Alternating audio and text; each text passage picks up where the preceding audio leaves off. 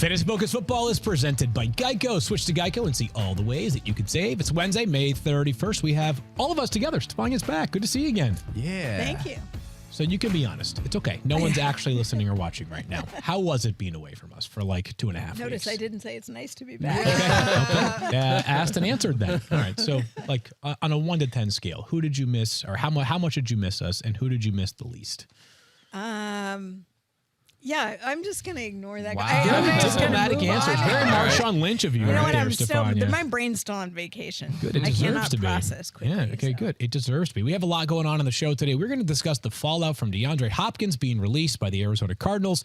Plus, our brains have been busted by players as it pertains to their dynasty ranks. We're going to dive into the hardest players that we could come up with to rank for dynasty purposes, and we're not just going to talk about guys that might be in the back end of their career. Aaron Rodgers at 38 years old. No. It's going to be players who might be 23, 24, 25 years old that are still confounding. A reminder for those that are watching or listening for the first time in a while, our show is every week on Wednesdays, 1 to 2 p.m. Eastern Time. If you're watching us on YouTube or Twitter or Facebook, do we serve the TikTok audience yet? We should if we don't. Individually, I think. Okay, individually. So you do. I just follow Field on TikTok. I don't think I posted a TikTok in about 9 months, but I appreciate the loyalty. I posted on there one time and it has like 4 million views, 6 million views, something like that. I'm just saying. Like one for one. One of your pools. One and done, I'm just saying. right? One and done. On average. You are the Jonas Gray of TikTokers. That's exactly right. Okay. On a per post basis. Casey video? Number one. Was it? It is. It was a videos? viral Oh, video right, of my daughter. Casey. Yeah. So good. And of course,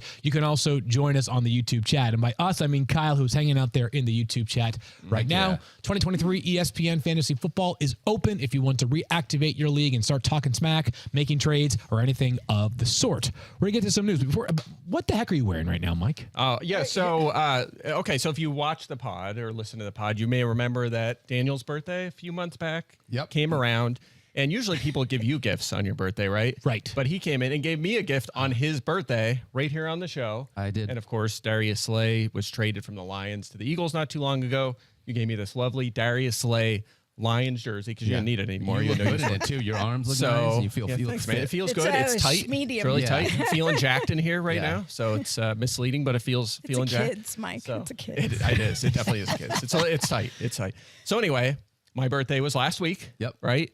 And I thought, what better way to repay than a jersey shirt, as it's going to be for you. So I got you a little gift here. I believe it's a jersey, just for the record. It's a jersey. That's correct. So, you know, we had another connection between our two teams. DeAndre Swift went to the Philadelphia Eagles. So I got you. Oh, I'm really excited about this. Wow. Where's it at here? A Swift jersey. Stop. There it is. Wow. Swift jersey. Interestingly enough, See that? Yeah, I do. I'm not quite catching what's going on Anyone? here, Mike. Yeah. It's number 89. So you're trying to suggest that maybe It's a Swift jersey, right? interesting. What's wrong with that? Yeah. It's Is there something wrong with Interesting. that? Were you It's a at shirt, yeah. MetLife Stadium this past weekend, hanging out with there fellow it is. There it is. Swifties? I was not. I figured Wait, you weren't it. there. Or you were. I was not there. No. Oh. No, I can't afford that. Come I was on. gonna say. Maybe you guys can. It was like an $200 Swift Yeah, that was jersey is what it expensive. is? That was, yeah. Do you think if you A wore Swift shirt. that to It's a the Swift Taylor jersey. Swift concert, it would be a popular item? Yes. Well, listen, I'm into. Say, you are the demo bands. for Taylor Swift. So we should be clear. in so many ways. The people not watching, it's number 89. It says Swift, it's blue and white. It says number 89.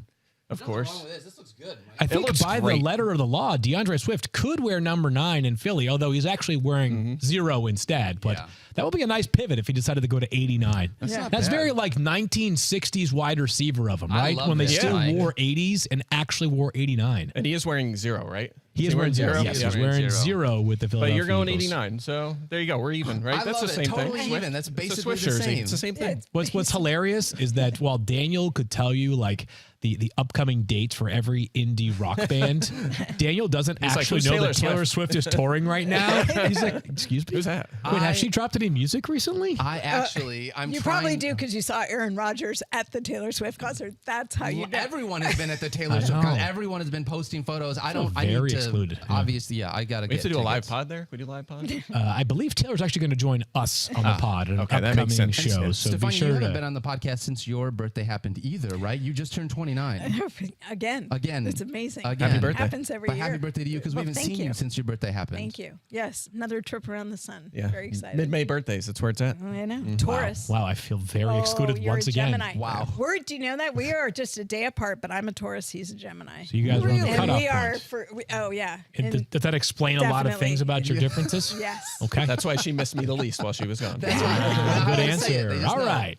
And with that, let's get to the news. Let's begin with DeAndre Hopkins, officially released, as in like official yesterday by the Arizona Cardinals, which means he can now sign with a new team whenever he wants. It could happen 10 minutes after the show is over. It could happen at the end of the show. It might happen in a month. We don't know. But what we decided to do was to go through the best landing spots for fantasy purposes for DeAndre Hopkins. And I think the cool part about when DeAndre Hopkins is released at this juncture of the offseason is that given how much money he's made and given the fact that he's such a malleable piece, if he doesn't want to make a bunch of money, he doesn't have to go and command a bunch of money from any of these suitors. And that means that there are very few teams that we can cross off right now as realistic options for DeAndre Hopkins to sign with. We decided to go around and everybody pass one option forward and see how many crossover picks we had. And there was one team that we all picked. So, Mike, you get to serve because you were the first person to answer. You get to serve the case A up. layup? Yes. It's my birthday, so I get the nice, That's easy right. layup. It is not your birthday. No It was your defenders. birthday like several No, weeks it still ago. counts. We celebrate for the whole month. That's how this works. Gotcha. Then how Until come tomorrow. I got the last choice? So, of course, I'm taking the Kansas City Chiefs. I mean, look, if he wants, there's two key things. You know, it's like a few things he could be looking at. If it's just the most money, then it could be any team, right? It's probably not the Chiefs, and that's the case. Yeah. Yeah, perhaps not. But if it's, I want the ball a lot and I want a chance to win the Super Bowl, there's an easy right answer here, and Yes, it's the there Kansas is. City Chiefs because they don't have a clear number one wide receiver. We've talked about guys like Marquez Valdez-Scantling and Kadarius Toney and Rashee Rice and Sky Moore, Justin Watson. Those are the kind of guys contending to be out there in three wide sets in an offense, by the way, that was fifth in pass attempts last season. There's going to be a lot of volume in this high-scoring, pass-heavy offense. Hopkins would clearly be their number one wide receiver. He'd be right on the field with an opportunity to see a huge target share like Tyreek Hill did and like he has in past seasons. And on top of that, of course, I'm told the Chiefs are pretty good as a team, right? Didn't they win the Super Bowl last year? Obviously, he'd have a great shot to do that with the Chiefs this season. So for me, it feels like a no-brainer from both sides. Why would he not want to go there, and why would the Chiefs not want to make him a pretty solid contract? It could be a one-year deal, right? Like I think that's probably the big question mark, no-brainer. though, is that just how much financial flexibility they have is going to determine maybe how realistic this is if D-Hop wants to get paid again, which...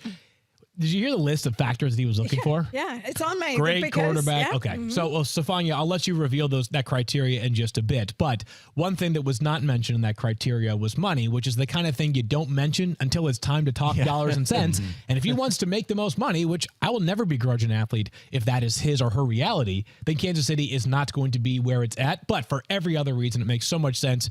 It's hard to imagine D-Hop not being like a top 15 wide receiver in everybody's rankings if he goes to Kansas City, potentially even a tick higher. That's why I didn't move him. I didn't left him go in my rankings because I'm just like, it makes too much sense. Right? So, it makes too much sense he goes to Kansas City. Well, it's also as you get older or more mature, you start appreciating other things besides just dollars and cents. And when you recognize that the window is closing, it's sort of, you're in the twilight phase now as a wide receiver. You want to be somewhere where you can win. Yeah. We'll see. It'd be interesting because I think one thing that's complicating this all is that DeAndre Hopkins has more recently played better football than Odell Beckham Jr. And he may be saying, well, I'm willing to take a discount. OBJ just got $15 million guaranteed. Why should I settle for a penny less, given the fact that last season I actually was on the field? And by the way, when I was on the field, I produced at a high level, even if I did miss time, both due to injury and suspension. Stefania, you're next. What pick would you like to see, or what place would you like to see for D-Hop with the Chiefs now off the board? If it's not the Chiefs, then it's probably the Bills because, again, this was, and I was basing it on two things. One is the criteria that he listed out, which I'll get to in a second. And the other is the teams he was talking to when they were looking at trade talks before he got released by the Cardinals. And it was the Chiefs and the Bills. And the Bills, he had said that he wanted three things. He wanted a good quarterback. I understand Josh Allen's pretty good. He wanted a good defense. Bills defense, also pretty good. And he wanted stability in the organization and management. And certainly the Bills have shown that, and they're showing they're continuing to build to make them a successful team.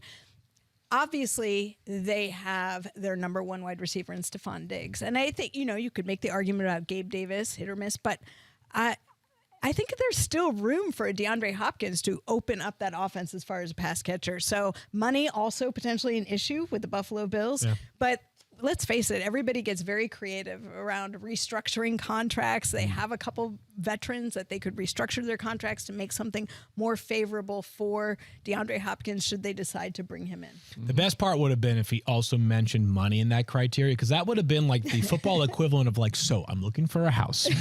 I need 10,000 square feet. I need a pool. I need a 3-car garage attached with heated floors. By the way, I am willing to pay 10% of what it's worth. Yeah. Open concept. Don't worry. Open concept. Yeah, I got to have that big spacious kitchen, right, with the new appliances. Essential. Here's the thing, though. I mean, as much as we sort of mock it, think about where he came from.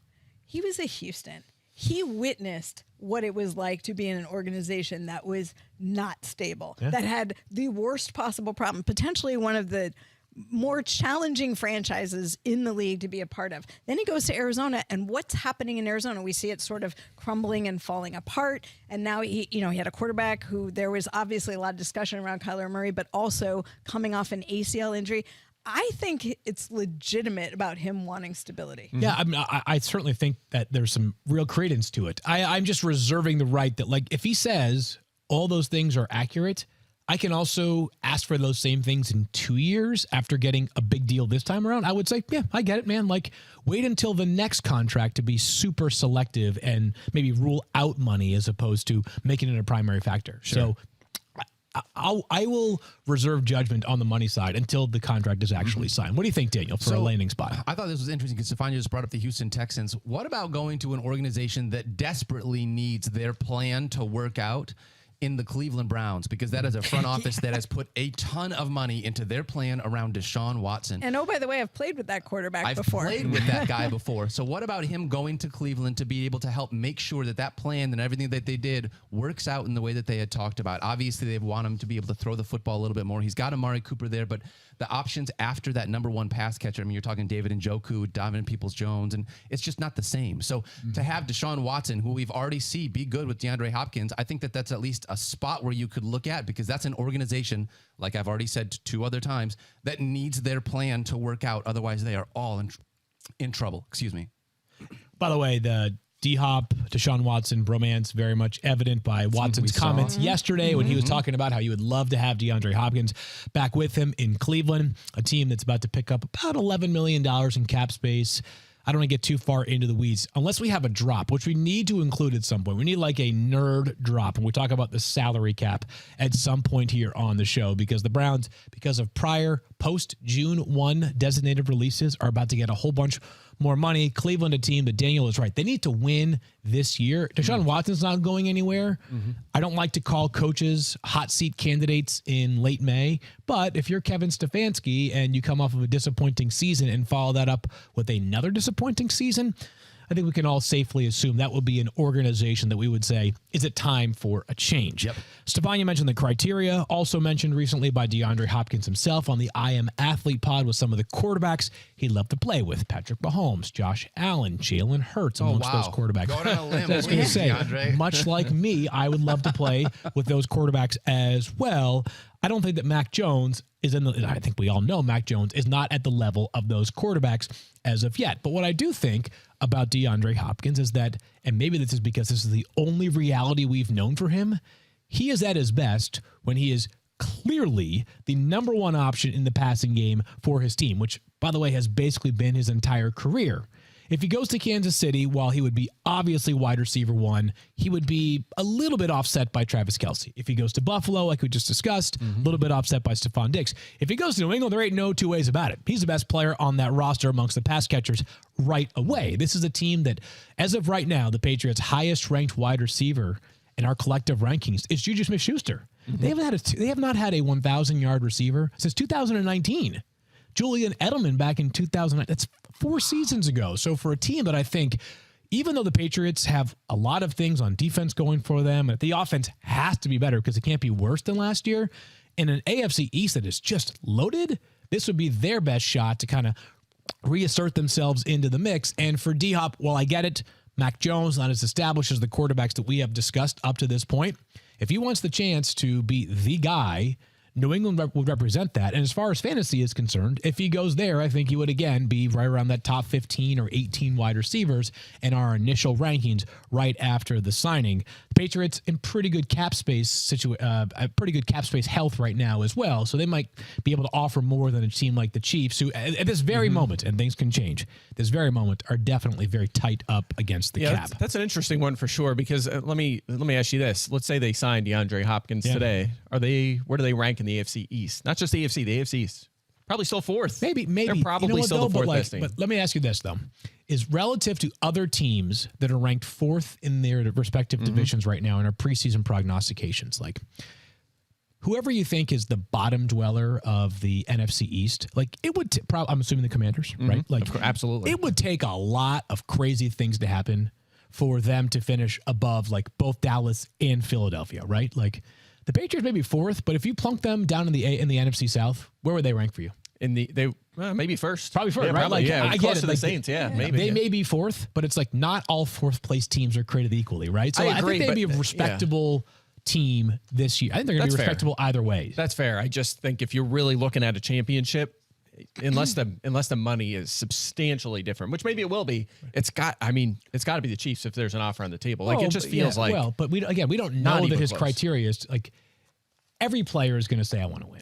Yeah. Right. But like we're talking about fantasy fits, right? Like I think we would you prefer him just for your purposes? Would you prefer him as in Buffalo or New England? Just for fantasy purposes. Like if you had DeAndre Hopkins right now, you already drafted him. I would say New England. Okay. I would say New England for fantasy. That's right. This is what we're talking about. The best fantasy fit, not necessarily the best fit for DeAndre Hopkins to achieve the goal. I could just keep resetting to like he has to go to the Chiefs. Okay. Like, like I'm just already there. Like he's already on that roster. I'm just saying. I think I already updated the projections. He's on the team. Like fantasy fits wise, I think the Patriots make sense. And just a note, Mike mentioned he has him as wide receiver 13 right now. I think he was 15. Yeah, I just left him go. Yeah. I pulled the opposite card. I just dropped him to wide receiver 30 and made the note mentally that like I'll readdress it once he has a team. Not that there was like a team that he could go to that I would say to myself, like, that is an awful, awful landing spot, and that I think he'll end up as wide receiver 30. But just because if anybody is an early drafter and they're worried about the uncertainty surrounding DeAndre Hopkins right now, that's why he's a little bit lower for me. I feel like there's just a big AFC bias here. All four of the teams that we picked were AFC teams. Are there any NFC teams that are even in the running for DeAndre Hopkins right now? I mean, for all we know, there are, the whole league could be in the running for DeAndre Hopkins right now, right? But it seems like the teams that everyone's talking about are all AFC teams. But that feels like how it's been with like the NFL at large over the past like 2 off seasons, right? Everybody who's changing conferences is going from the NFC to the AFC. I mean, between Aaron Rodgers, like there's been so much Russell Wilson last year. There's been so much NFC to AFC migration that just feels like the AFC has become like this is now a sort of a David versus Goliath NFL. Yeah, what did we get back? Derek Carr? Get back Derek Carr, There's been some Cowboys chatter. I don't think that makes much sense. I mean, you already got Brandon Cooks to go with CeeDee Lamb and Michael Gallup. You only put 3 receivers on the field at a time. I don't think that makes sense. And they're talking up Michael Gallup as well. So I can't see that one happening. Lions fans really want it to, and I can't imagine that happening either. Interesting. Yeah. It's interesting. It is. Yeah. I mean, for 6 games, we're not going to have Jameson Williams. Yeah, I don't hate that. Pretty cushy in terms of cap space right now. I just don't think it's going to happen. But, it's one of those situations where it's every fan base on their own play. Everyone is like, yes, we should go out and get DeAndre Hopkins, as you should be, probably. So let's go to the other side of this from the Cardinals' perspective. DeAndre Hopkins no longer there, which leaves a roster that was already bereft of star power that much thinner. Let's talk about the wide receivers. And I think that everybody knows that Hollywood Brown stands to benefit the most. This was a player who last year in DeAndre Hopkins' absence did have a strong start to the season. Mike, what kind of value do we see for Hollywood Brown now going forward? Yeah, so let's talk about that. Weeks 1 through 6 with Kyler Murray and without DeAndre Hopkins. 10.8 targets per game. That was a 27% target share, which is huge. 18.3 fantasy points per game. Yep. That was 7th. So then later in the season, when Kyler Murray was out, he wasn't very good in fantasy, right? The numbers were poor, but he did have 35 targets in 5 games. So even without Kyler, he was still seeing a lot of volume. And that's notable, obviously, because Kyler Murray, we expect to start perhaps on the PUP list and missed 6, 8, 10 games. We don't know for sure. But the good news was he was featured last season, even when DeAndre Hopkins was on the field. So you know, you look at that and you say, look, out of the gate last season, he was producing wide receiver 1 numbers. We've seen him be a good wide receiver 2 when he was with Baltimore. I like him a lot. I think he's one of the most underrated receivers in the NFL, and there's an opportunity here for him and, frankly, Rondale Moore to see a ton of volume in this offense. So even if they struggle, I could see Brown being a weekly wide receiver too. I like him. I'll circle back to Rondale Moore a second. I think it's important to mention him briefly, Mike. But I thought that last weeks 1 through 6 that you just alluded to, those 18.3 fantasy points per game, were important in a way, but also, like, I get what people will push back. New quarterback likely, new coach, new system, not the same GM that traded the first-round pick for him. That being said, what I think those weeks 1 through 6 really underscored was that there was a time late in Hollywood Brown's tenure with the Ravens where people were wondering, like, is this guy even good? Or was he just fast and explosive in college? I think that last season, at the beginning of the year, it showed that if given the opportunity, he can really produce. I don't know if the quarterback question mark concerns me that much. Colt McCoy, who I think will be the starter to begin the season, did fine at the end of last season. Like, he did not torpedo the value of someone like D-Hop when he was still playing with Colt McCoy. I think the same can be said for Hollywood Brown. I think the bigger question mark surrounding the ceiling of Hollywood Brown is probably tied to just how much touchdown equity is there for this entire offense, because it certainly looks, in terms of rosters 1 to 53 right now, like one of the worst in the NFL. I mean, it's got to be in the bottom 5, I would say, at the very, very best. So right now, I have Hollywood Brown wide receiver 28. I think it's a reasonable range for him, though. Yeah, I'm in the same range. I'm in the same range as you. I think I'm actually 1 spot higher after my latest adjustment, but that's fine. I mean, you get him as a wide receiver 3. I feel like he's going to be discounted because of all the problems people have, all the concerns people have with the Cardinals offense. I think he'll be a value, as he often is. I have him as a top 30 wide receiver, and I have Rondale Moore as a guy that's, you know, inside my top probably 45 because of that. Because Rondale Moore did have some nice games, and he did show out nicely. Very different with the way that he got there than Hollywood Brown, because all of his targets were right at the line of scrimmage. Super short ADOT. Oh yeah. Last thought on Hollywood before I ask you about Rondale Moore, Mike, is that I think coming out of Oklahoma, because of the speed that he had, and we saw this early in his Ravens career. Remember his very first game? He had 2 touchdowns against the Dolphins. It was like a 58-7 blowout or something. And it's like, oh, this guy just needs 4 catches to get to 140 yards. I think if Hollywood Brown's ADOT, average depth of target this year, is near the lowest of his career, it might be just fine for fantasy because he will pile up targets. He would not surprise me if he surpassed 150 next year if he stays on the field for all 17 games. More on Rondale, though, Mike, because he's one of those players that, like, in theory, super talented. We're all tantalized by him. He was a 2nd-round pick. He was one of the best players in college football from the moment he got to Purdue. What's the fantasy upside, though? Yeah, so in terms of ceiling, not so sure, but in terms of floor, I think this could be a guy we feel pretty good about, and we've seen it so far. The problem is he's tiny, and he's been hurt a lot, but when he's been on the field, he's been featured. Last season at least 8 targets in 5 games. He only played 7 full games, so when he was out there and healthy, he was heavily targeted. It was actually 30th on a points-per-game basis last season, more of a short-range target. You were just talking about that with Brown. Rondale Moore is going to be that guy that's used heavily in the short range, so I think that he's going to be a very interesting sleeper. I think I'm going to be drafting him a lot this season. And you know what I was thinking about? You and I talked about this before the show. Remember last season, like through like weeks 4 or 5, Curtis Samuel was leading all receivers in touches. I think he was leading the NFL or leading all receivers in touches. I feel like that if that's Rondale Moore in like early November this year, I'll be like, yeah, that actually checks out because they don't really have anyone else, right? Once you get past them guys, you're talking about Michael Wilson, who's the 3rd-round rookie. You're talking about guys like Greg Dortch. Remember, Zach Ertz, probably he might miss time too. He's probably going to start on PUP at an ACL last year. So there's room for him to quietly and carry the ball too. Yep. So he's going to get the occasional carry on top of seeing 6, 7, 8, 9 targets at times. So, and they're going to be trailing. They're going to have to throw it a lot. He's just going to be one of them quiet PPR monsters, I think. And I'm going to, you feel like you know what the offense is going to look like though. I think so. Yeah. I mean, are they going to struggle without Kyler Murray? I do. But when you're throwing the ball 25 times in the second half. So many changes there. Like they are completely blown up. Yeah.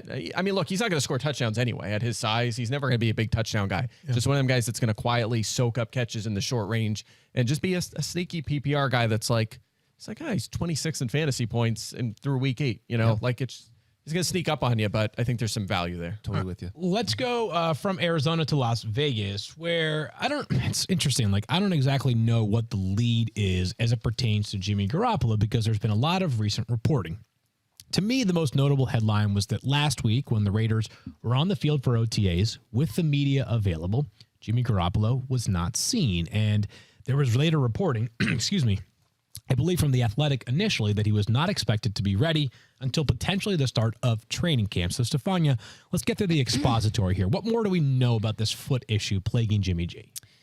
So, because I want to talk about all of this. I think the reporting has puzzled me a little bit in how dramatically it's been reported. If you go back to last season, Jimmy G got just over halfway through the year and had a foot injury. We've certainly seen him have multiple injuries in the past. If you remember at the time, it was called a Lisfranc, and then it wasn't. It's what you call a bony Lisfranc, where you essentially have fractures in the middle of the foot, but you don't have soft tissue damage, and the foot stays stable. And for that reason, he didn't have surgery. The fractures heal, and you can recover from that. And that was how they proceeded with Jimmy Garoppolo. There was even a thought that he could potentially make it back if they were to go all the way to the Super Bowl. Could he be available? And I think that was all factored into it. But he was doing well. In fact, he was doing so well that in the offseason, he's been rehabbing and getting ready, and there's been no issues with his foot. So I think it took all of us a little bit by surprise that he was having surgery.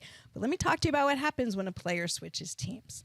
They come in and they get a physical. And sometimes the team has concerns about what they see, especially if there's an injury that has been in place before that player joins the team, and they haven't seen that player on the field since he's had that injury. So everything can be going great, but they haven't seen him play football again.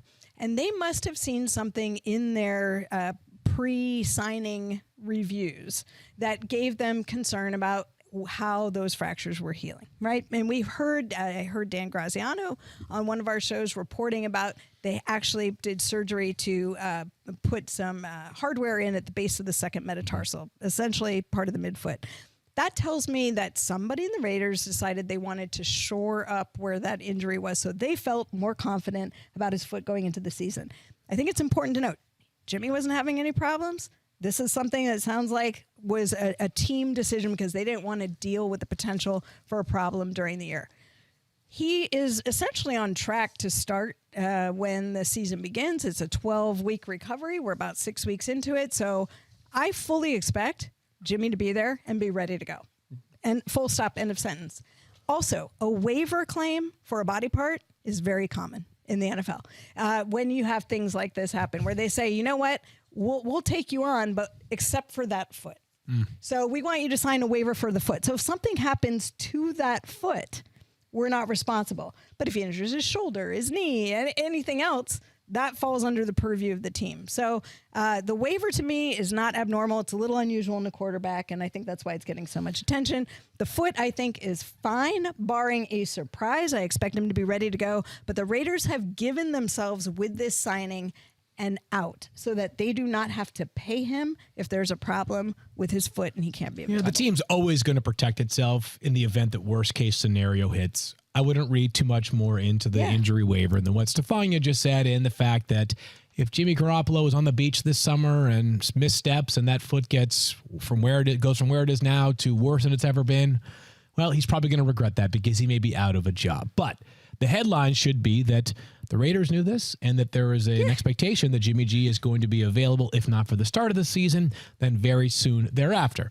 So I'll ask just the fantasy side of this. Did this impact anything at all, Mike, for your wide receiver ranks? No, not right now. I already had Garoppolo projected to miss some time because that's been his career by now. We have a long resume of him missing time. So I had a little extra time in there for Brian Hoyer, who was number 2 on the depth chart. They took Aiden O'Connell in the 4th round. Maybe all Tom the New Brady. England quarterbacks, all the former New England quarterbacks, right? I said Tom Brady. Fields' eyes just rolled out of the back of his head. Because I love, one of my least favorite parts of the pre-draft process, because it's so unfair to the athletes, is like when we do the quarterbacks. Every year, without fail, the top quarterbacks, it's like, closest comp is like Joe Montana with a bit more mobility. It's like, I'm sorry, what? Like, the one of the greatest players of all time with a bit more mobility. And it's like, has Tom Brady's football IQ and competitiveness. It's like, okay, we don't compare guys to the GOATs, right? Like, unless it's LeBron freaking James, who has met every expectation and probably exceeded them 20 years later, we don't throw those kind of comparisons around. And yet I heard it during the pre-draft process. It was that Aiden like there was some, I can't remember what they were, but like people actually were throwing around, like you said, Mike, like is that, you recall this as well, right? Like Aiden O'Connell had some Brady. I do. I'm going to let you finish your tantrum because this is not what I meant. Right? Just keep going. You just finish up. First of all, it's unfair to the kids, and I'm not sure that like it paints the most accurate picture of who these players actually are. Okay. Right? Like Aiden O'Connell, the way that I think he's similar to Tom Brady is that they played in the Big Ten. How's that for college? Like that's my comparison between those two players. Okay, so fair on all fronts. But what I meant was Tom Brady now going to be a part owner of the Raiders. He'll come out of retirement, start games for the Raiders. I was totally misreading, but I wanted you to have your moment. So, okay. But I do want to piggyback off something you said, because I think what's happening, you make a very good point. You've baked in the injury risk factors for Jimmy Garoppolo because we've seen that he's had trouble getting through a full season. He hasn't been able to do it. I think people are conflating that with this foot issue. And they are really two separate issues to me. This is about the team giving themselves an out if there's some issue with a pre-existing condition. We all know what a pre-existing condition is. We all deal with that with the insurance. It's being treated like that to me. And I don't think they're excessively worried, or this wouldn't have been their option to begin with. But expecting that he could miss time because of the chance he might get hurt in any sort of way is very reasonable, because that's been the pattern. All right, so we're about halfway through the show, which is a good time for us to move on from the news to some dynasty ranks. I just wanted to mention something before we do so, which is tomorrow is June 1st, and I wish we had our nerd drop so we could use it right now. I do. By the way, I appreciate nerd drop is not applying to me for once. It applies to all of us, right? Yeah, like I think it's important. No, but usually it's me though. Having like a fundamental, all the eyes went to me every time. When someone says nerd, it's just like even the cameraman just goes right to me. Like, they're just like, this is about Mike. But I think a fundamental understanding of the salary cap is a really important job for any sports reporter, but definitely the NFL, where it's so nuanced. And tomorrow is an important day. This is a little bit deep in the weeds, but there's been all this speculation this offseason about Dalvin Cook potentially being traded by the Minnesota Vikings. After tomorrow at 4 p.m. Eastern time, and we don't have a show until next week, so I wanted to say this now. If the Vikings were to trade Dalvin Cook, the dead money, which is just money that counts towards your salary cap for a player that's not on your team, would be divided evenly between 2023 and 2024. So it lessens the blow for this year, a year in which the Vikings are already very much doing a salary cap tightrope, and they haven't even paid Justin Jefferson yet, which we know when that's done is probably going to be the richest wide receiver contract ever. So if something happens with Dalvin Cook at some point after tomorrow, Thursday at 4 p.m. Eastern time, wouldn't totally stun me. I'm just saying, just because of the fact that it's been lingering all off season as speculation, but most trades either gain a lot of traction right away, or we know that they are sort of dying on the vine. Neither has happened with Dalvin Cook, which is why I'm keeping my eye out for that possibility. This also comes on the heels of Kevin O'Connell, their head coach, talking about Alexander Mattison and being excited to see some of his 3-down skill sets. Just file that one away in case something does happen. I don't know. In their promo, they feature Alexander Mattison. And there's been some signs that perhaps a trade could become a matter of when, not if. We're going to discuss dynasty players that are giving us a hard time as we try to build our ranks for 2023. But first, a word from Daniel on Geico. Yeah, that's right. Geico asks, how would you love a chance to save some money on insurance? Yep. Well, of course you would. And when it comes to great rates on insurance, Geico can help. Like with insurance for your car, truck, motorcycle, boat, and RV. Even help with your homeowners or renters coverage. Plus, an easy-to-use mobile app, available 24-hour roadside assistance, and more. And Geico is just an easy choice. Switch today. See all the ways that you could save. It's easy. Simply go to geico.com or contact your local agent today. All right, we are back. And Mike Clay, I just jumped the gun so hard. That was terrible. That's all right. I'm so out of touch right now. You got it. Wow, Mike. You nailed it like you nailed them shoes and sock combo. Look at that. These are just beautiful. I LeBron need a nines, pair of those. LeBron 9s are available right now everywhere you buy your shoes. Let's talk Dynasty rankings. And Mike is the one that is responsible for building out our full database of Dynasty rankings. Be sure to check those out. They're always available on ESPN.com, and they're a tremendous resource for anybody that does play Dynasty. Let's talk about some players that have given us fits, Daniel. And I said this when we were talking about this in the past couple of days. Like, I don't want to just hear about the guy who's old, right? Like, it's tough to rank Derrick Henry right now because he is awesome and might be awesome for this year. 3 years from now, who knows where Derrick Henry could be? Right. Let's talk about players who we think have like a pretty long runway ahead of them in the NFL, but for one reason or reasons or another, they are tricky to rank. You begin with a certain quarterback in New York. That's right. And one of the things that's really tough for me, I have Daniel Jones as somebody that is really hard because one of the things that I want is a young, mobile quarterback in Dynasty. Daniel Jones fits the bill with both of those things, right? That's not the part that I'm worried about with Daniel Jones. What I'm worried about is the passing game, okay? But I quickly want to say this. From a running perspective, 5th in rushing yards last season with 708, which was fantastic. He had 7 games with 70 or more rushing yards or a touchdown, which is great. You're looking for someone to be able to use his legs like that. He had 7 weeks inside the top 12, 3 weeks inside the top 5. So we've seen what Daniel Jones can do. The downside to Daniel Jones for me as a dynasty quarterback is everybody that's around him right now. Because for him to take the next step as a passer, he's got to have better skill position players around him for us to see what he can do. Only 15 touchdowns and 5 interceptions last year, Mike, which was frustrating.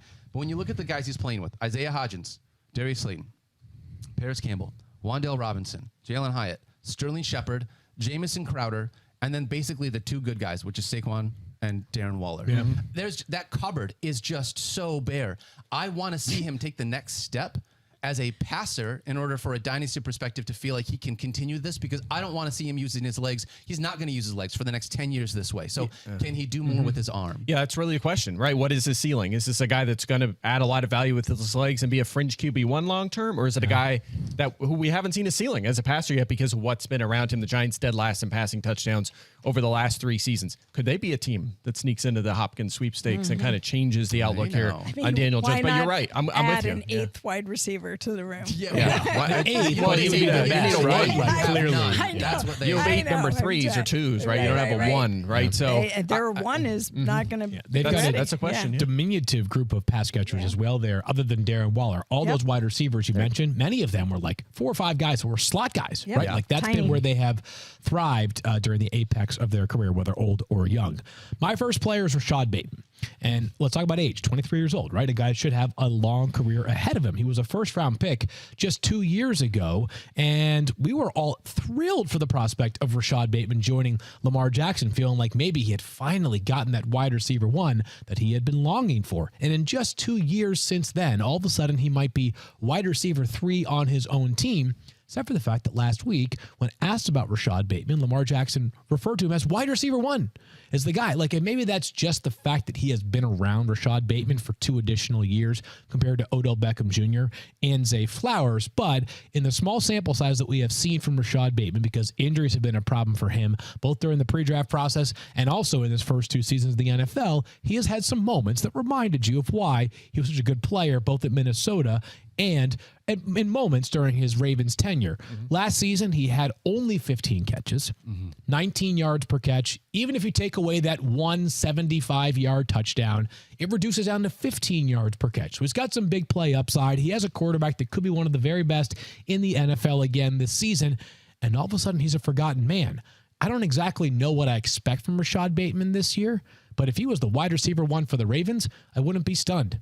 If he's become a virtual non-factor at the end of the year, I also wouldn't be stunned. Yeah, the vertical role almost scares me a little bit from a fantasy perspective because you might be looking at MVS Gabe Davis sort of usage where he's just a situational deep threat with Flowers and Beckham and Andrews and designing plays for Dobbins, and then don't forget Lamar scrambling 4 or 5 times a game. So. Yeah, I have concerns. I'm with you. I love the player, but it's just hard to see it past short term. It's tough, too, because he might call Rashod Bateman wide receiver 1, but he got someone else $18 million this offseason. And he wants Hopkins. Right. Like, it's easy for you to say those things, I feel like, but it's another thing. I think he has been when Lamar's been playing. But he doesn't know what he's getting yet with Odell Beckham and Zay Flowers because he hasn't been with them, or DeAndre Hopkins should that happen. I think Rashod Bateman is his wide receiver one. They're all his wide receiver one. He's talking For up his now, he's talking up his I don't guys. think, and I'm just saying, I don't think he was fibbing about that, but that could totally change once they're all on the field together. Mike, let's go to you next. You got a player in mind as well. Yeah, another easy one, right? You could rank this guy, Kadarius Toney, like 80th or like 20th, right? Yeah. It's just a wide range because who is the real Kadarius Toney? When he's featured and on the field, they get him the ball at, he's productive, whether it's been with the Giants or the Chiefs last season. When he's been on the field, he averaged 13 snaps a game. So does that change this season? Is this a guy that's just a gadget player, essentially, that has that kind of Mecole Hardman sort of feel? Or is it a guy that's, going to play 60, 70, 80% of the snaps and be a feature player, one of the best offenses in the NFL? So look, it's just tough. He's a first-round pick. He looks like the real deal. He just struggles with injury. And I couldn't find the field last season. If he's featured, he's going to be a must-start in fantasy, a breakout player this season. If he's just a situational player, he's going to be useless in fantasy. So that makes it really hard. And he's number one. Like, he was the first name I thought of for this exercise. Like, I don't know what to make of him. And I have him on, like, all of my dynasty teams. So I would love to know. I would love to know who he is. Hey, I made a trade last year. The basis of it, there were other ingredients involved. What? Kadarius Toney, my Kadarius Toney. This was before he got traded, and he was basically AWOL with the Giants for Dalton Schultz. I needed the tight end, and I had good wide receiver depth. And at the time, I was like, I think this might be okay. Once he got traded to the Chiefs, I was kind of like, oh, bleep. And then it's like, I don't know what to make of it. Schultz is fine, right? He's probably going to be around the 10th best tight end, but it's a good sort of example of just how difficult it is to assess what Toney will be long term. It'll be interesting to see when they get a full year with him, because there were some massive problems with him at the Giants. And now, they've won. He's had that success. Does it motivate him going into this year? And is he going to be healthy? And how's that going to look? Or is it going to be like, well, I've sort of arrived, and it goes back to some of the issues the Giants Or had. is he released in week 5? Like, there's so many ranges of outcomes here. We just don't know. Let's stay with the Giants, Stefania, for your first pick. Yeah, so to me, it's just if you look at the wide receiver room for the Giants, it's exceptionally crowded, but there's no clear number one right now. I think Wan'Dale Robinson is very exciting, draft pick in 2022, but then tears his ACL. I think it was week 11, and so now you don't know exactly what his status is. The Giants very optimistic about how he's doing, but I do know one thing about their staff: they are not going to rush him back. So at what point do we see Wan'Dale Robinson? And we talk about guys coming back and not necessarily being, or being a bit of a shell of themselves until they get into the second year following an ACL injury. So my question is, what do we expect as far as projection for Wan'Dale Robinson? If you're thinking everything's positive, he could he be a number one wide receiver? He could. But what if there are bumps? What if it doesn't go so well? What happens as the rest of the team shakes out? Obviously, Darius Slayton is their old veteran who they have on the team, but you mentioned all these different receivers. They signed Paris Campbell for, a 1-year deal. They got Isaiah Hodgins. And then don't forget, Sterling Shepard is there too. I mean, Sterling Shepard may not stay.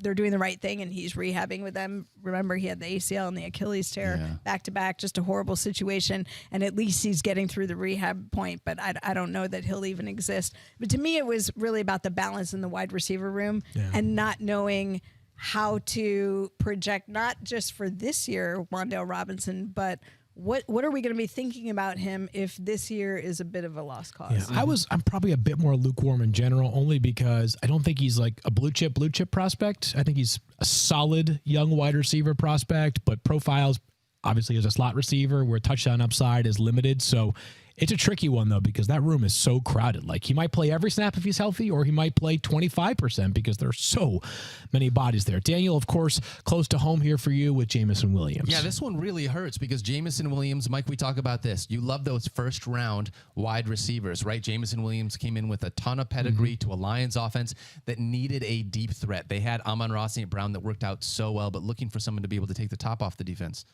The problem is he played technically 6 games, but only had 9 targets. I have more targets from NFL quarterbacks than Jameson Williams does. Russell Wilson has thrown me the football more than 9 times. What, really? Yes. How many did you catch? Because he caught 1. All of them. You caught all of them? I did, yeah. Wow. Maybe How they about should if sign there you was no up. suspension, though? Would you feel the same way or no? So this is part of the concern, right? Like, and I would love, I really want you guys to weigh in here. How many just rookies, just in general, not just wide receivers, offensive players, fantasy players, how many rookies miss an entire first season and then come in and forget about the 6-game suspension and then come in that next year and are able to like fully kick things off? I'm worried about that first year. It makes me think of guys like Travis Etienne. Like Travis Etienne, I think, is one of the more successful versions, great, right? yeah. Travis Kelce, I mean, different position, but he did that. He missed his did whole that. rookie Mike season. Williams, like former Detroit Lions wide receiver, like that makes me nervous because there's so much time that he's taken off, and we haven't seen it. I've seen it from Jahan Dotson. I've seen it from Drake London. That's the question I have, right? We have not seen it yet. It's going to be a year and a half into his career, and he's probably not going to come in week 7 and just be featured right away. So how long until? And then we don't know. Like, look, we hate it, but guys are busts too. It might just not work out. It might not work out for a him. wide receiver with all of his talent, or he could be. That's exactly right. I'm with you. He's a very hard guy to rank. Interesting. I'm pretty bullish. Yeah. Really? I'm bullish as well, but we don't know. Yeah, I mean, I feel far more optimistic on him. I think, again, I'm discounting that first year because coming off the ACL. Remember, when we're going into the start of the season, there was a question about whether he'd even take the field. So to me, the fact that he got those games under his belt makes me feel much, much better about him coming into this year. And the only thing keeping him out at the beginning is the suspension, but he gets to go through camp. Not a great way to start. But that's not. He gets camp and he gets preseason, and if you're talking about him acclimating to the NFL game and the NFL game speed, I'm pretty comfortable that that's sort of already happening. Well, I was going to say everybody else has to acclimate to his speed. Because coming off of an ACL, he was the fastest player in the league. Yeah, remember that one time when he he blew down the field. Jared Goff is going to have to just like take an extra hitch to throw the ball as far as he possibly can. I'm less concerned. Yeah, I mean, look, I'm optimistic about him, but I think Daniel's point, not to speak for you, is just like Garrett Wilson, right? They were drafted near each other. We're like Garrett Wilson, top 10 dynasty receiver. We feel great about him. Yeah, that's Jameson fair. Williams, we're like, I mean, if he played last season, he might be top 10 as well, right? He has the same pedigree. Or he could but now we're ranking him, like 30th? Because we just aren't sure, right? He hasn't played yet. And even when he did play last year, he wasn't on the field. So there's just more of a range of outcomes for him. Discount. Yeah. Big discount. Sure, I would take it. Yeah. All right, so for Dynasty, we like when players enter the NFL young, gives you a long, long career potentially ahead of you. Chase Claypool is one of those players. He's 24 going into his 4th NFL season. And while the trade was made during the middle of last year, the Bears were willing to trade a 2nd-round pick to acquire Chase Claypool. Ended up becoming pick 32 overall. Obviously, the Dolphins forfeited their pick, and the Bears had the number 1 overall pick because they had the worst record in the league last year. So a very, very juicy pick goes to Pittsburgh in this trade. But let's circle back to just a couple of years ago. Chase Claypool, as a rookie, had 11 total touchdowns, made his playoff debut, albeit in a rout against the Browns. Remember that game in which Kevin Stefanski wasn't available because of COVID? Claypool had 5 catches, 59 yards, 2 touchdowns, seemingly looked like the next great Pittsburgh Steelers draft find at wide receiver. Things changed, and it seemed like he kind of fell out of favor, maybe even like under Mike Tomlin's watch, like not necessarily from a skill set standpoint, but from like a maturity. There was some decision making on the field that Chase Claypool needed to tighten up. Remember that play? I think it was against the Vikings on a Thursday night football game, some primetime game where like 2-minute drill, and rather than like running back the football to the center, like he got up and gave it like the first down sign or something that cost him a couple seconds. Bottom line is this: things changed with Chase Claypool. And yet for the Bears, when they acquired him, part of the calculus was he can be that big perimeter playmaking wide receiver that we need for Justin Fields. And now it feels like all the momentum is back in the favor of both DJ Moore and to a lesser degree Darnell Mooney, and Chase Claypool is kind of the forgotten man. Should he be? I don't think this offense will sustain multiple top 20 or 25 wide receivers this season. But I do think in a couple of years, with continued growth from Justin Fields, we could have multiple Bears pass catchers be a real factor in fantasy.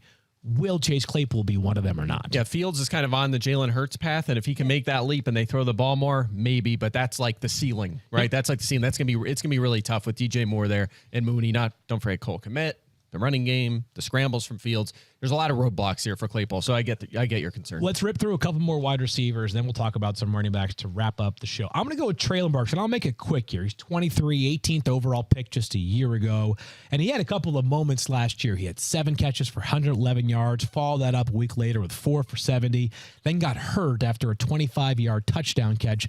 I believe that was a Thursday night football game. I believe it was a concussion on that play. Ends up not being as available the rest of the season. And I think what this represents for me is not necessarily like totally about the talent. I think Treylon Burks has talent. I don't think he is as obviously talented as somebody like Garrett Wilson in the same draft class or Chris Olave in the same draft class or what I believe Jameson Williams will be.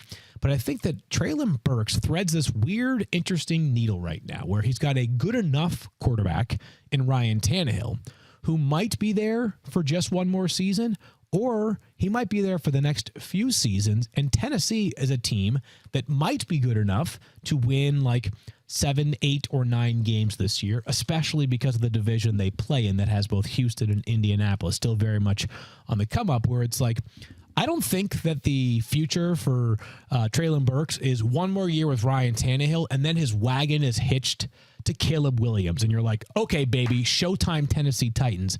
I think there's a chance this team is going to kind of remain like consistently competitive enough that I'm not sure what the obvious resource is for the quarterback upgrade. So a philosophical question is, how soon can a wide receiver's quarterback be viewed as a problem? And that's what I don't necessarily know. And the offense too, Mike, because as we know, Tennessee is going to pound the rock as much as anybody until Derrick Henry is no longer on the roster. Yep, this should be one of them situations where it's run heavy, but when they throw the ball, he's the feature target. Should be a high target share here. And they also manufacture touches for him. He's going to run the ball as well. So I'm excited for him. I'm 27th, but I think what I was thinking about while you were talking is this is kind of Daniel's point, right? Like these guys were drafted, like Garrett Wilson and Treylon Burks were drafted near Jameson Williams. Yeah. We're in year 2. Burks is all the way on the other end, near 30. Wilson is like in the top 10. Like, where does Jameson fall, right? He might have the raw talent and the speed. That doesn't always mean he's going to be a superstar. That's why it makes him complicated, where we feel kind of comfortable with Burks around. Fair enough, yeah. A little bit more. I know he's a tough guy to rank because of that upside and that pedigree, but you know, it's funny, you know, you find your these guys on each of these ranges. Where does Jameson fit? So. I have a hard time with Treylon Burks if I'm a 2, and maybe this is just a me thing, but I didn't think that the Tennessee Titans, when they had A.J. Brown, they didn't use him the way that they should have. The Philadelphia Eagles, fate made it very clear. You were not using A.J. Brown the way that you should have. Yeah. And now Treylon Burks steps in to be basically, literally, that same role. We're expecting you to come in and do this. He already, I mean, his target share, when you talk about he's going to get a big target share, it's a big target share, but on a lower volume offense, right? So it's one of those like Drake London type target shares where it looks high, but it's not as big as it feels. So another guy that I think fits perfectly in this list because there's a lot of question marks. He could be really good, but I don't think the Titans have shown us they've utilized wide receivers from a fantasy perspective very well recently. We've seen it in small doses. Let's wrap up with a couple of wide receivers quickly here, Stefania. We'll start with Nico Collins, who interests you. Yeah, mostly because I have so many questions about the Houston Texans, so many questions about Nico Collins coming into his 3rd year. Was supposed to take a big jump forward last year, working again with Davis Mills. They spent time together in the offseason. You thought he was going to step up. Brandon Cooks was still there, but it looked like an opportunity for Nico Collins, and he only plays 10 games. He has a foot injury. The problems with the Houston Texans ran layers deep, as we know. But so you look at him coming into this year, coming off basically playing a half a season. You've got an entire new regime in Houston. You've got a new young quarterback in C.J. Stroud. You don't really know who's going to be throwing the ball at the start of the year. They brought over Robert Woods from Tennessee. He's now a year removed from his ACL, but he's a veteran who's not like – I don't think he threatens the Nico Collins potential, but what is going to happen in terms of him as far as being a target for the quarterback, how they're going to use him in this offense? You've got John Mechie coming back. Remember, John Mechie was draft pick from the prior season who played at Alabama with Jameson Williams. Some people thought he was actually the better receiver, better hands player. Jameson, the more electric and the speedy guy. But John Mechie, a very valued receiver coming out of Alabama, but he also was coming off a torn ACL, and then he had leukemia, which he has successfully, congrats to him, treated, and he's going to be back to play. But I think there's just a lot of questions about what is going to happen in the receiver room, who's going to be a quarterback, how is this offense going to look, and I don't know what the future holds for Nico Collins, and I was really excited about him coming back from camp last year. He's young. He's got a lot of potential. I think there's room for growth. How about Rondale Moore? He also makes your list? Yeah, and I think, you know, we already talked about the reasons why. I think it's all the questions surrounding Arizona, and I think Rondale Moore could potentially do everything. There are a lot of opportunities, but I also wonder who's going to step up. They have a couple talented tight ends. I know Zach Ertz may not be back right away. They've got Trey McBride. There's a lot of pass catchers there, and I don't know. To me, I just don't know that the offense looks exactly the same. Too many changes. No, it'll look different. I should add that, by the way, it's going to look a lot different because you're going from Cliff Kingsbury to a guy that came behind run-heavy, conservative Kevin Stefanski. Yep. So that Drew Petzing's coming from and his I think that's where tree. my concern is in terms of what do the pass catching opportunities look like. And also, I'm still a little nervous about Colt McCoy too. We'll come back and discuss some running backs in just a moment, including some very, very interesting names. But first, driving without a seatbelt could cost you everything. But despite that, there are still drivers on the road who just won't buckle up. Some of those drivers will be pulled over and given expensive tickets by law enforcement. Some of the drivers not wearing their seatbelts will be involved in crashes. Some will survive, but some won't. Wearing your seatbelt could be the difference between making it home to your loved ones and not making it at all. Every day when you get in your vehicle and decide whether to buckle up, remember that is the single most effective way to protect your life in the event of a crash. Make it home safely to the people you care about. Don't risk it. Click it or ticket. Paid for by NHTSA. All right, we're back. And let's talk running backs here for a second. Mike, you are first up with a guy that a couple of years ago had a chance, we thought, to become a star. Yeah, Cam Akers. So, look, if the season, we were all hyping up Cam Akers all August last season. If the season started in week 13 and finished it, we would have looked like geniuses. Yeah. He was RB4 over the final 6 weeks of the season, almost 20 opportunities per game. He looked like the guy we expected to see all season. But there was also a month where he wasn't even with the team, and we thought he was going to get traded. So we saw both sides of the equation last year. It's hard to know what to make of him. Will he be that feature back all season in an offense I think will struggle this season? The Rams don't look great on paper personnel-wise, so I'm concerned. But they didn't really add anyone, right? So it could also be Akers seeing 20 touches a game again. So he's a really tough guy for me. I tend to lean toward avoiding because of the floor we saw last season, but it's a tricky one for sure. And I was surprised by how little he got involved in the passing game last year. I'm not saying he's Christian McCaffrey, but I think he has some reasonable upside as a receiver. Yep. They could still add someone too. We'll see if they do that. How do you look at Cam Akers, understanding that like when he was fantastic, there was no Matthew Stafford, no Cooper Kupp, everyone else from that offense was basically out. And it's tough to be able to say like, okay, can Cam Akers be that same guy inside of a Matthew Stafford-led offense when he's not really the focal point? Well, you might see fewer carries, but maybe an uptick in scoring for that offense, more goal line opportunities. So it's a tough one because I love the player. Now he's a full year off the Achilles, year and a half now. So there's reasons for optimism here, but I'm a little scared off after last year. Really. Daniel, how about you? Who do you got? I got Isiah Pacheco. Let's talk about a former 7th-round rookie, right? Here's the good things. Really strong finish. Running back 14 from weeks 12 through the end of the season, which was great. Top 20 running back in 5 of his final 7 games. 12 of 17 goal-to-go carries for the Chiefs over that span. 71% of their goal-to-go carries, right? I love that. My fear is they brought back Jerick McKinnon.